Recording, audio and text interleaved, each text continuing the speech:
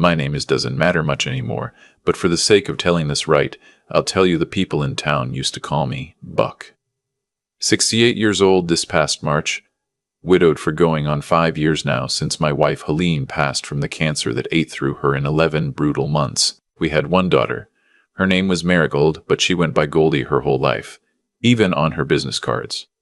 I was buttoning the cuff of my good blue shirt when the phone buzzed on the dresser. It was a Sunday in October. The kind of Sunday where the light comes in slanted through the kitchen window and makes you remember every Sunday before it.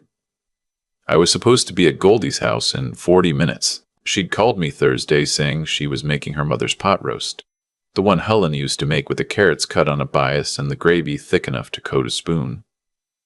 Goldie had never made it before, not once in all the years since her mother died. I thought maybe she was finally trying to come back to me a little.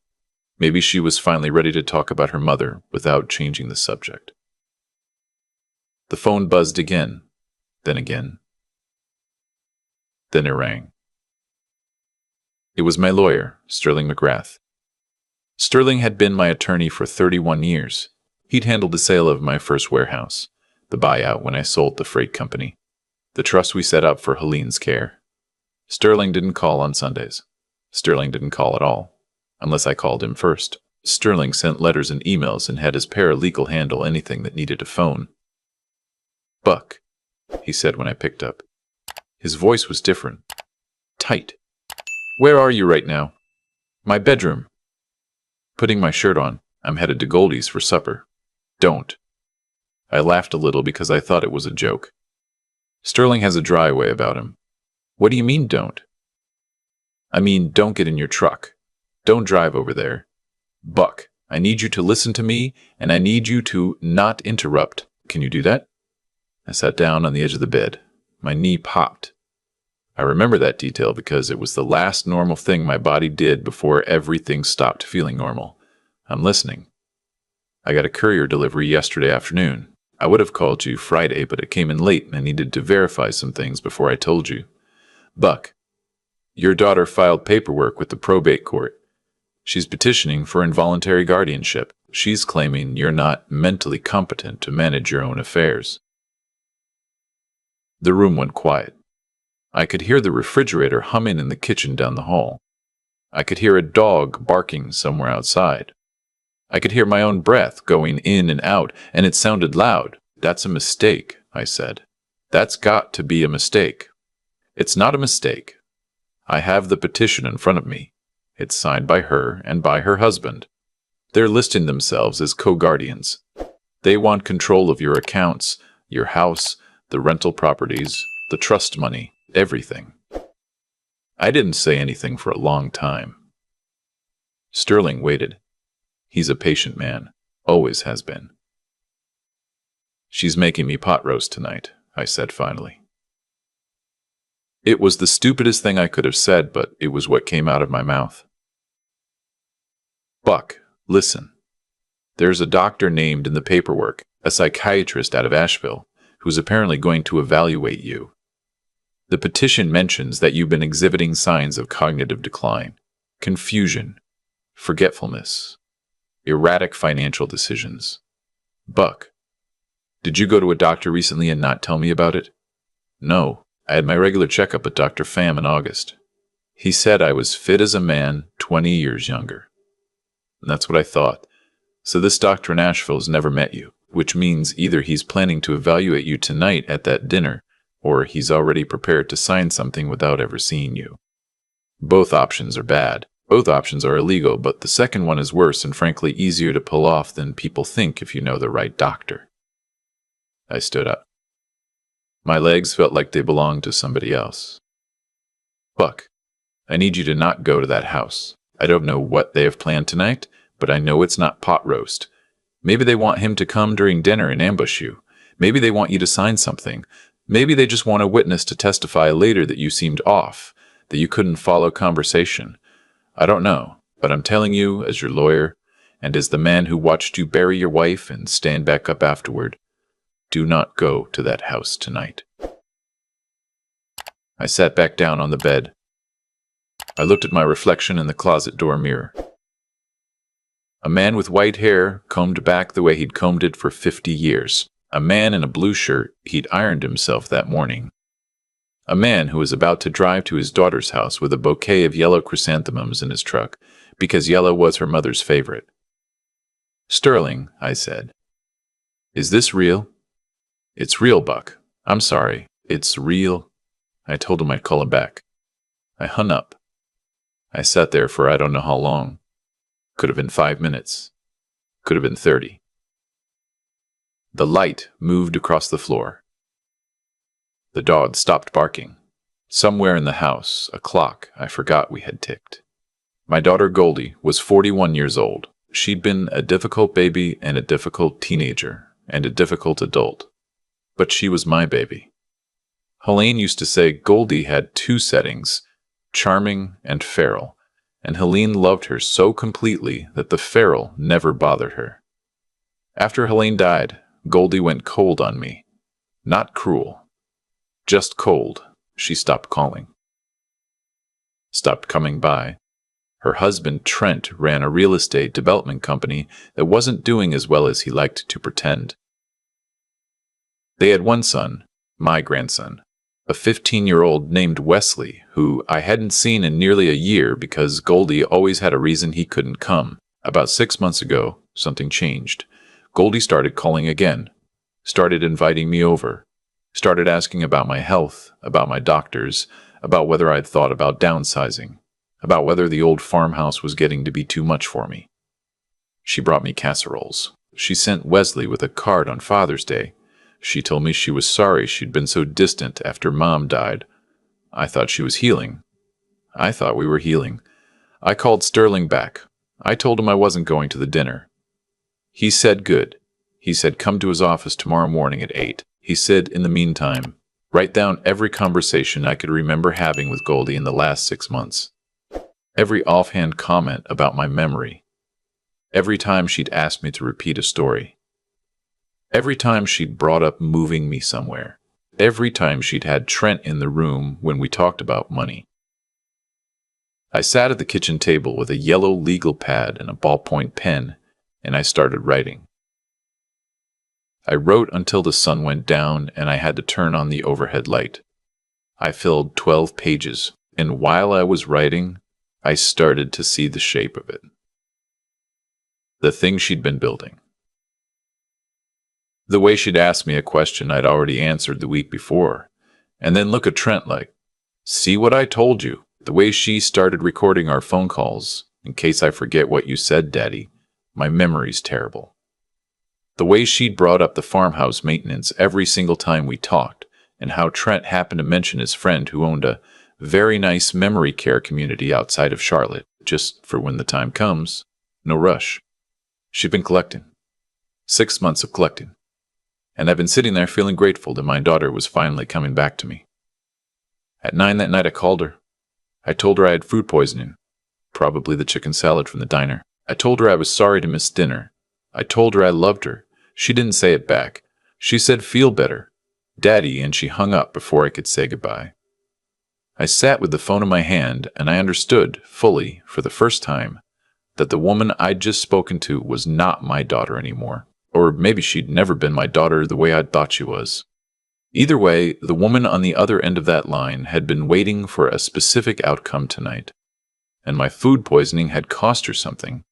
And her voice when she hung up was the voice of a person who would try again. I didn't sleep that night. I sat in the leather chair by the window and watched the yard. Around 4 in the morning, a deer came up almost to the porch and looked at me through the glass. I looked back at her. Neither of us moved for a long time. Then she walked off into the dark, and I thought, somehow, that I'd been seen by something that knew what was coming.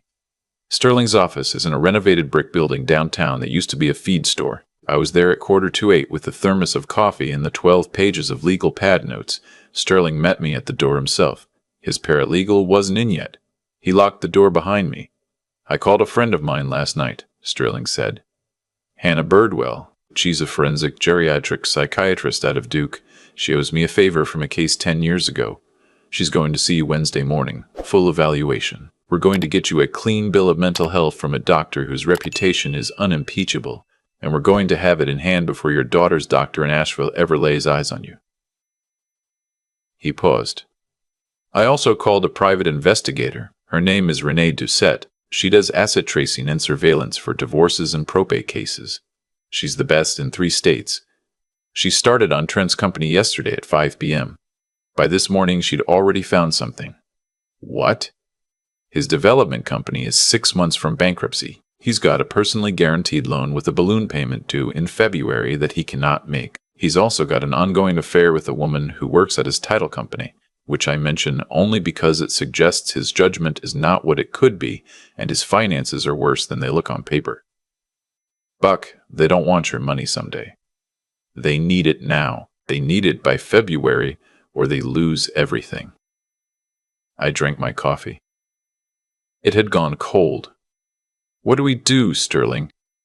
He took off his reading glasses and folded them and set them on his desk. "We let them think they're winning. We don't tell them we know. We don't confront her. We don't change a thing about how you act around her. You go to the next dinner and the one after that. You let her ask her questions. You answer them clearly and consistently, and you let her think you're a confused old man, if that's what she wants to see. Meanwhile, we build a wall around you that they cannot get through.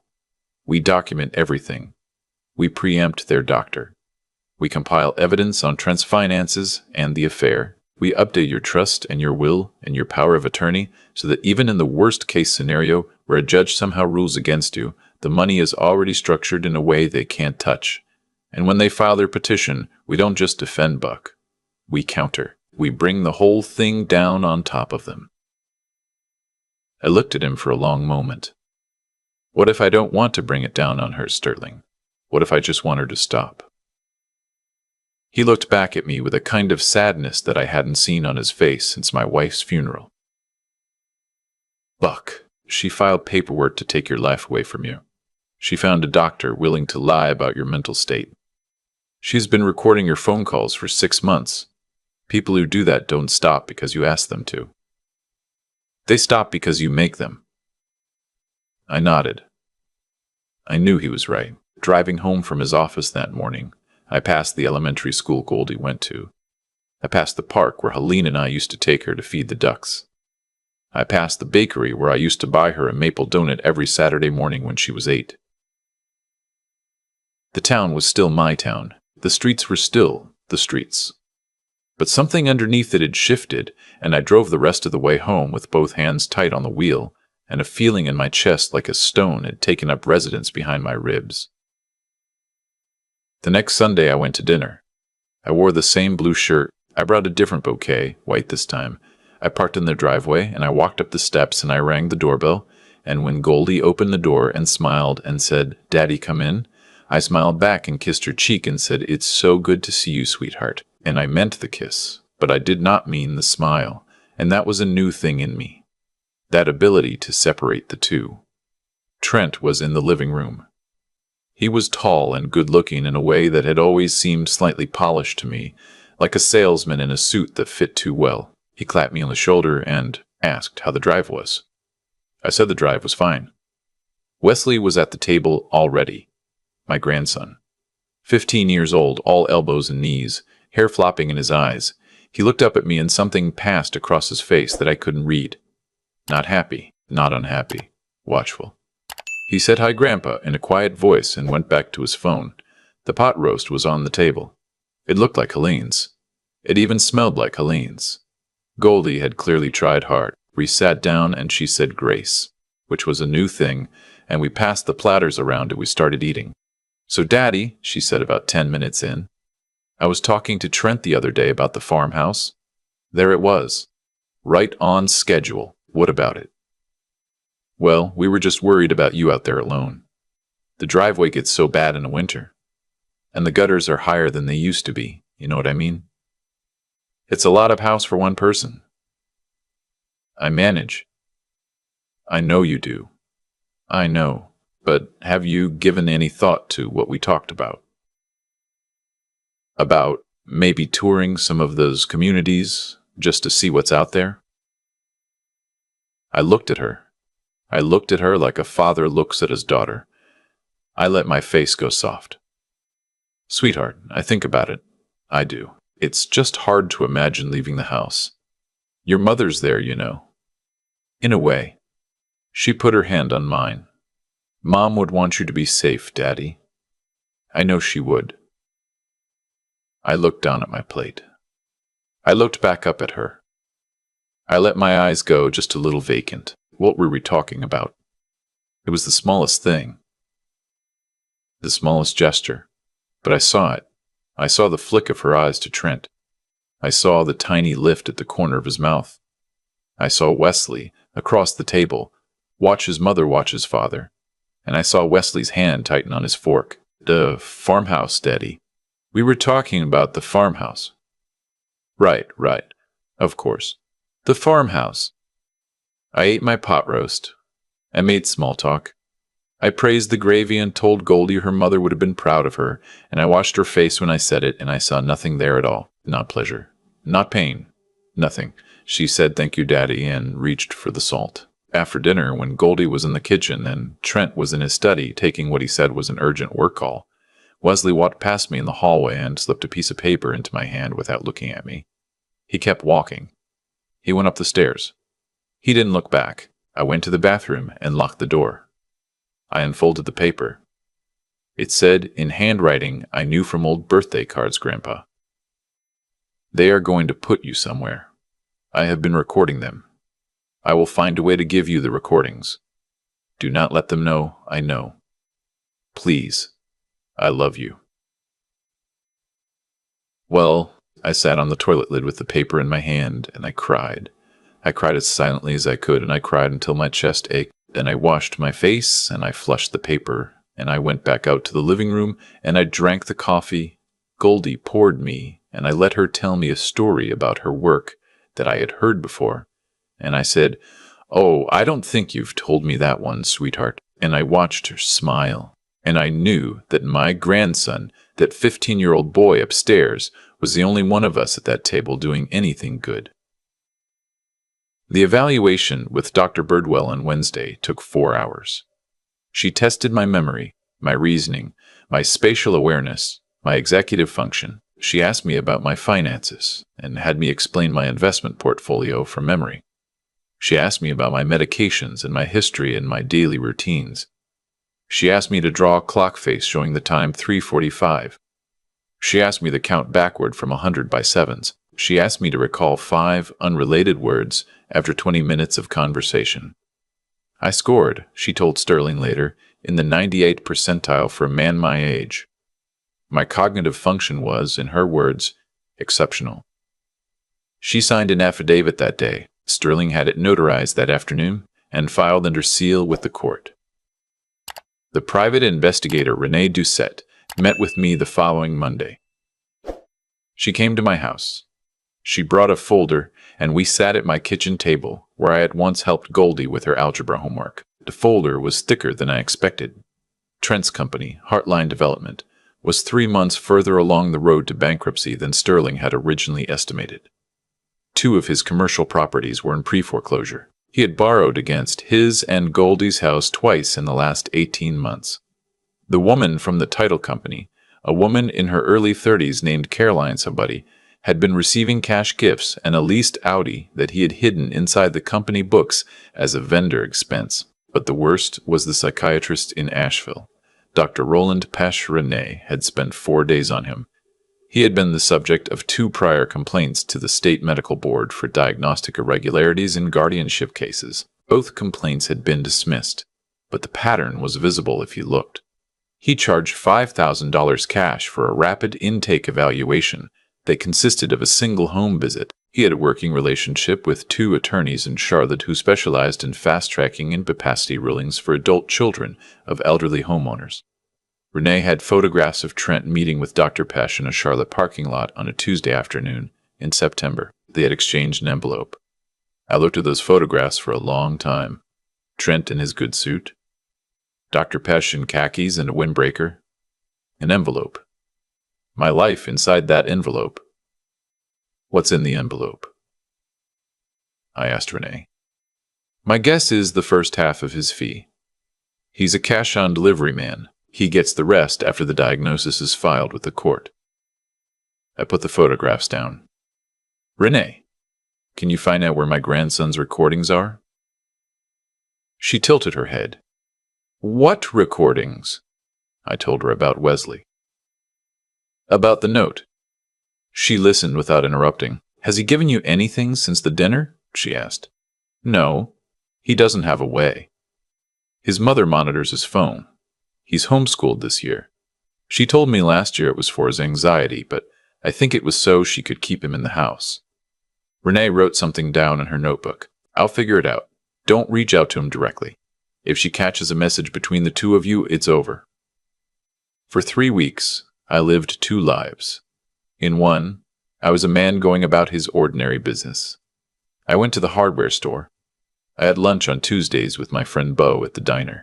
I went to church Sunday morning and Sunday supper at my daughter's house Sunday evening. I drank her coffee. I praised her cooking.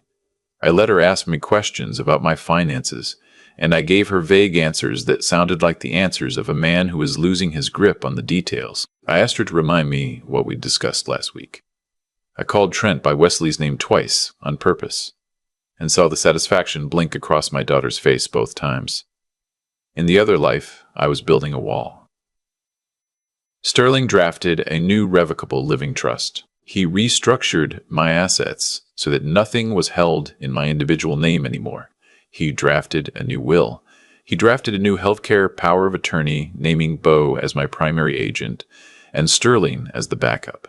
He drafted an affidavit from Dr. Pham, my regular physician, attesting to my lifelong mental clarity. He drafted a sworn statement from my pastor of 22 years saying the same. He drafted statements from 3 former business partners. He drafted a statement from the bank manager who had handled my accounts for 14 years. Renee built her file on Dr. Pesh, on Trent's finances, on the affair, on the parking lot meeting. She found 2 other elderly people Dr. Pesh had evaluated in the last year and tracked down their families. One of them, a woman in Hickory whose mother had been diagnosed with dementia and moved to a locked memory unit by her brother, was willing to talk. Renee recorded the conversation. The woman cried for most of it. On the 3rd week, on a Wednesday, Renee called me. I have the recordings, she said, all of them. 11 separate files. Wesley's been keeping them on a thumb drive hidden inside an old game cartridge in his bedroom. He left it in the pocket of a jacket he donated to a coat drive at his church last week. He told me where to look. I have it. He told you? He passed a note to a girl at his church youth group. She passed it to her older sister, who works at the bookshop next door to my office. The sister came in yesterday afternoon and asked to speak to me privately. Wesley figured out who I was from his father overhearing his mother on the phone. He's a sharp kid, Buck. He's a very, very sharp kid. I had to sit down on the kitchen floor. I had to sit down on the floor of my own kitchen with the phone pressed to my ear, and I had to breathe in and out for a long time before I could speak. What's on the recordings? Everything, Renee said. Goldie and Trent discussing the timeline. Goldie coaching Trent on what to say to Dr. Pesh. Trent asking Goldie if she's sure she can go through with it.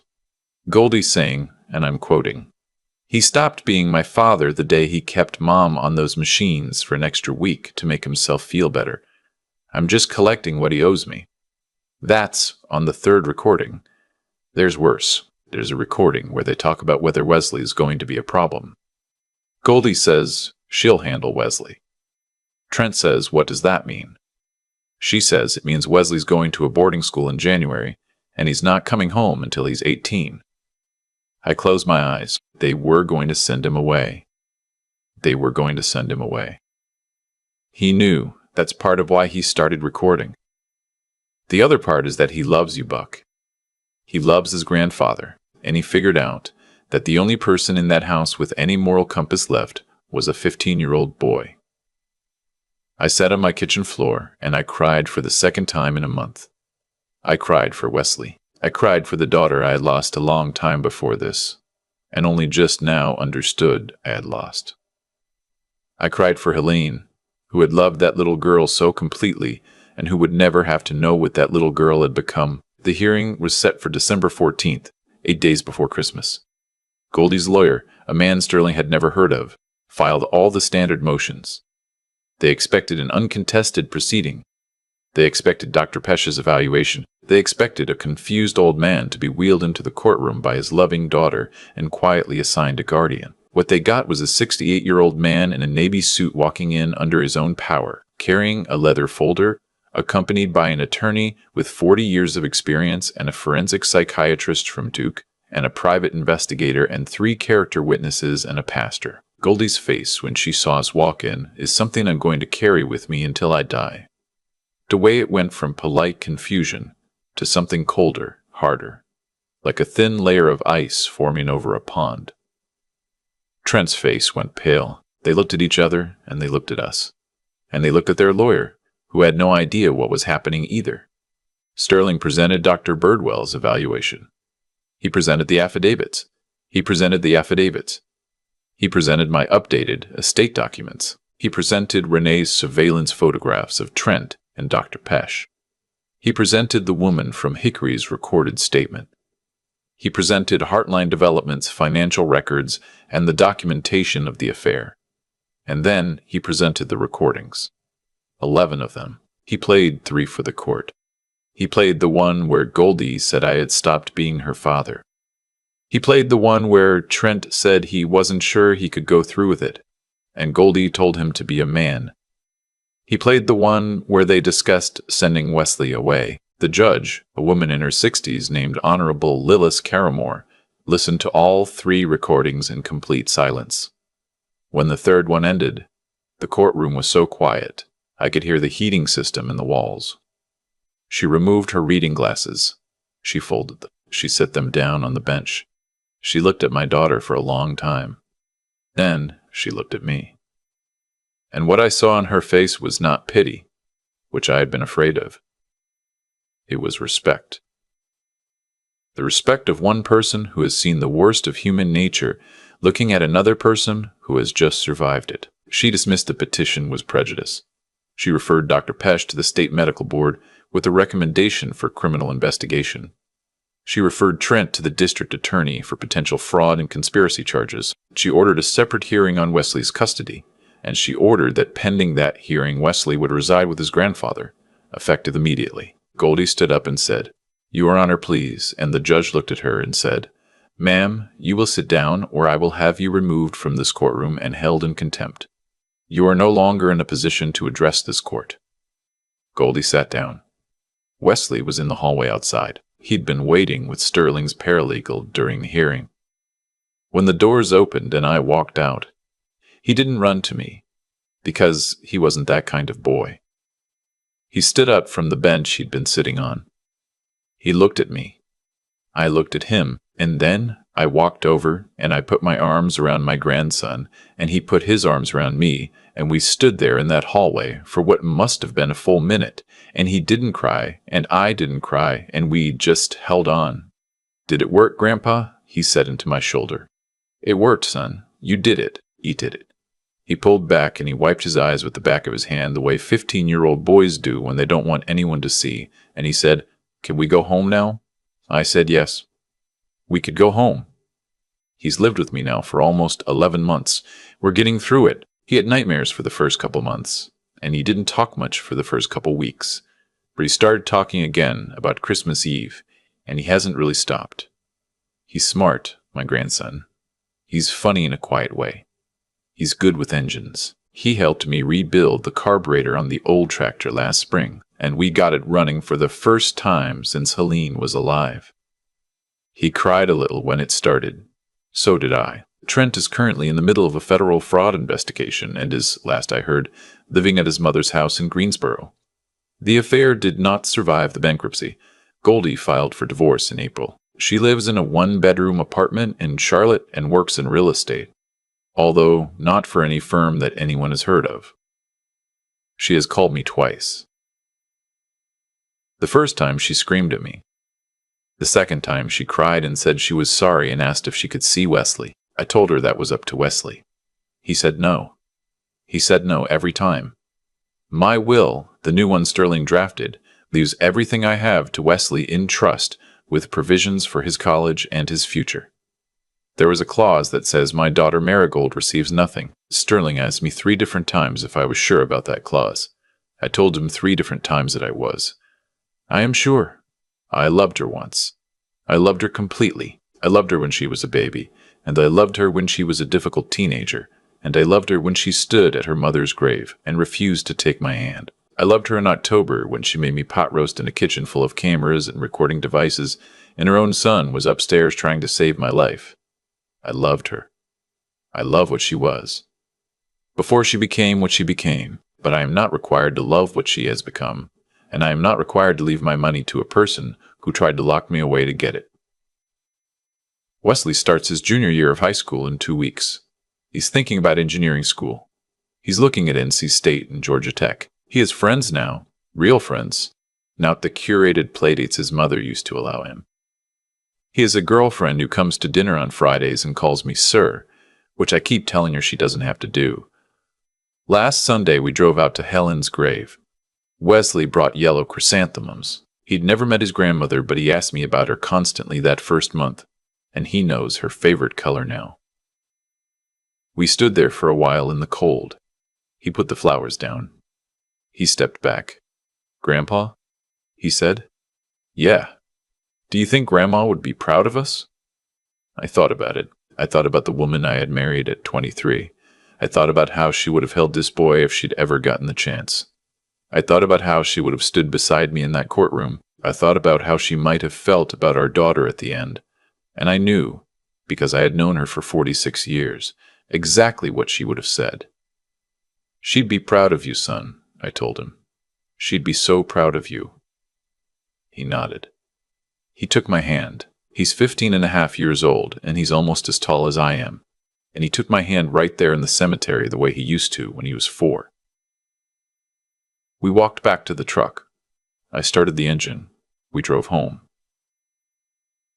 The farmhouse was lit up because we'd left the porch light on. The dog, a hound Mix Wesley had picked out at the shelter in February, was waiting at the door. We went inside. We made supper. We ate it at the table where my daughter used to do her homework, and where, for whatever the rest of my life turns out to be, my grandson will sit across from me and we will pass the salt, and we will talk about his day, and we will not, either one of us, ever again be a person who can be taken from the people he loves. That's the story. That's how it happened. That's what saved me. A phone call from an old lawyer on a Sunday afternoon. A note slipped into my hand by a boy in a hallway. A thumb drive in a coat pocket donated to a church. The smallest things. The smallest, bravest things. They turned out to be enough. I've had 11 months now to sit with what happened, and I think about it most mornings when I'm making coffee for me and Wesley before he heads to school. The thing I keep coming back to is how small the moments were that saved my life. Not the courtroom, not the lawyers, not even the recordings. The thing that saved me was a phone call I almost didn't answer because I was running late, and a note slipped into my hand by a boy who could have looked the other way and didn't. I believe now that nothing in a person's life is random. Goldie didn't wake up one morning and decide to take my house and my freedom. She built her way to that decision over years, one resentment at a time, one rationalization at a time, until the daughter I raised was buried under the woman she chose to become. And I had a part in that too. I was so busy mourning her mother that I missed the signs. I let the silence stretch too long. I told myself she just needed time. Every action has its echo, and the echo of my looking away was that she had room to grow into something I no longer recognized. Wesley taught me something I should have known at his age and didn't. Courage isn't loud. It's a 15-year-old boy in a hallway, slipping a piece of paper into his grandfather's hand and not looking back. That's all it was. He didn't have a plan when he started recording. He just had a sense that what was happening in his house was wrong, and he refused to let the wrongness happen in silence. He chose the harder thing. He chose it alone, and the trajectory of 3 lives changed because of it. If there's anything I want a younger man watching this to take from my story, it's that your character is built in the rooms where nobody is watching. Goldie thought no one was watching, She thought the recordings were hers. The doctor was hers. The outcome was hers. But there is always a witness. Sometimes the witness is your own child. Sometimes the witness is your conscience waiting to send the bill due years later. The shape of a person's life is the shape of a person's life, is the shape of their private choices made public over time. I lost my daughter. I won't pretend the win in that courtroom didn't come with that loss attached to it. But I gained back my life, and I gained a grandson who knows now what it costs to do the right thing and what it costs not to. He will carry that into every room he walks into for the rest of his days. That is worth more than the house, more than the trust, more than anything in the bank. Be sharp. Be kind where you can, but be sharp. Watch for the people who start asking questions about your accounts before they ask how you're sleeping. Keep a lawyer who answers his phone on Sundays. And if a young person in your life shows you that kind of quiet bravery, honor it. Honor it with everything you have left.